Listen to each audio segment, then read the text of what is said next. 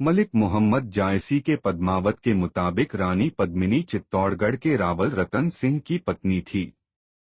450 साल पहले सूफी साहित्यकार मलिक मोहम्मद जायसी के लिखे पद्मावत के मुताबिक वो सिंहल द्वीप श्रीलंका की राजकुमारी थी। हरिमन तोता पद्मावती और रतन सिंह के प्यार से स्वयंवर तक की कड़ी और संदेशवाहक था। चित्तौड़गढ़ से करीब 800 किलोमीटर दूर दिल्ली में ये समय सल्तनत काल था। 1303 ईस्वी में अलाउद्दीन खिलजी ने चित्तौड़ पर हमला किया। चित्तौड़ पर यह किसी मुस्लिम शासक का पहला हमला था। इतिहास में इस हमले से जुड़ी कई कहानियां मिलती हैं।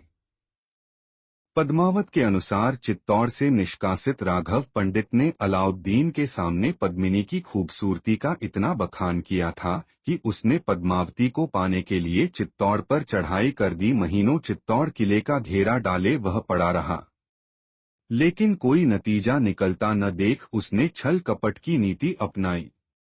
संधि का नाटक कर उसने रतन सिंह को बंदी बना लिया। इसके बाद बहादुर रानी पद्मिनी ने योजना के तहत सुल्तान को मिलने आने का पैगाम भिजवाया। 1600 डोलियों में रानी का लवाजमा दुश्मन के खेमे में पहुंचा, लेकिन इन डोलियों में रानी की दासियां नहीं बल्कि चित्तौड़ के सैनिक थे। पद्मिनी गोरा और बादल नाम के अपने सेनापतियों की मदद से रावल को छुड़ाने में कामयाब रही। सुल्तान को पद्मिनी की इस चतुराई भरी वीरता का पता लगा तो उसने राजपूत सेना का पीछा किया, लेकिन रावल किले में पहुंचने में सफल रहे। रतन सिंह के सुल्तान की कैद में होने के दौरान कुंभलनेर के राजा देवपाल ने पद्मिनी को विवाह प्रस्ताव भिजवाया था। रतन सिंह को पता चला तो वह देवपाल से युद्ध करने पहुंच गया। युद्ध में देवपाल की मौत हो गई, लेकिन रतन सिंह भी घायल हो गया। कुछ दिन बाद उसकी मृत्यु हो गई और पद्मिनी रावल की पहली पत्नी नागमती के साथ सती हो गई।